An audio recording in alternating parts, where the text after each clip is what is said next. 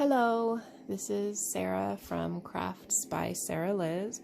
Today I'm going to be showing how I do an I-cord bind off, but with a cable twist in it. And I'm also going to show a few tricks that I use when doing an I-cord bind off to make it faster and just a little easier to manage. So in your typical I-cord, you have your stitches from your I-cord once you get started, and I'll be posting a link that shows how you get started on your I-cord if you've never done an I-cord before. But typically with that I-cord, you will knit your stitches from the I-cord portion. I have 6 knit stitches, 2, 3, 4, 5, 6. And then I will purl 2 together. This is my last stitch of my I-cord, and then I'm also going to grab the next stitch to bind it off through my purl 2 together here. And now typically what you do in this I-cord process is slip these stitches that you just did back on to your left needle. And I don't like this part. To be perfectly honest, I think it takes forever. I don't like switching the stitches back over to the left needle. I think it's extra steps that we don't need. So what I like to do instead, I grab a couple of double pointed needles. So I'm going to continue on with my I-cord like normal, but I'm going to use my double pointed needle instead. Knit my 6 stitches, 4, 5, 6. I'm going to purl 2 together, just like before, but instead of switching my stitches back over at this point, I'm going to slip 1 more stitch from the left needle, and then I'm going to slide my double pointed needle over, because now I can work directly off this needle without having to transfer any stitches back and forth between needles. So I have my second double pointed needle here, and I can just continue on with my I-cord without placing any stitches back onto that left needle. Knit 6 stitches, purl 2 together here, slip 1 from the left needle, and slide.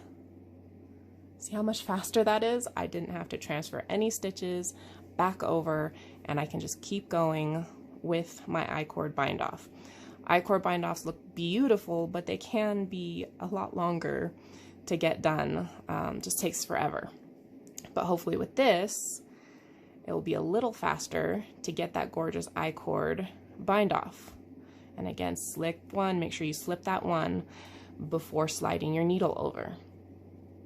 We'll do 1 more row, and then I'll show you how I put my cable twist in it. Continuing on with the I-cord bind off, 1, 2, 3, 4, 5, 6, purl 2 together, slip 1, and slide.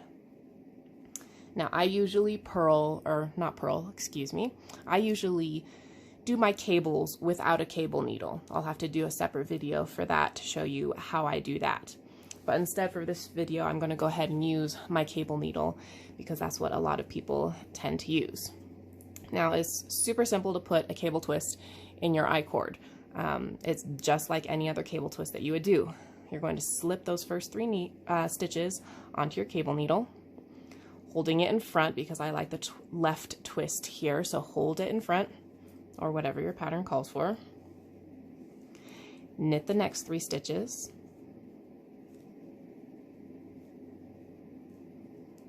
I like to transfer them back over to my left needle when I'm not doing my special cable without using the cable needle. I find it easier to work with here if I just slip them back onto the left needle. All right, that one. And since I am doing beaded cables, I stick my bead onto my 5th stitch in that cable. Knit the last one. Purl 2 together, just like the regular part, slip 1, and slide. I just put a cable twist into my I-cord bind off. And then you can just continue on regular with your I-cord bind off. I like to do 5 rows in between my cables here. 4 rows did work as well, but I think it mimicked better with my other cable on this shawl design to do the 5. And don't forget to slip 1 before sliding over. So that is how I do my I-cord bind off without transferring stitches back over to the left needle, using my double pointed needles instead. That's how I put a cable twist into my I-cord bind off. I hope you found this helpful, and I hope you guys have a wonderful day full of yarn and knitting.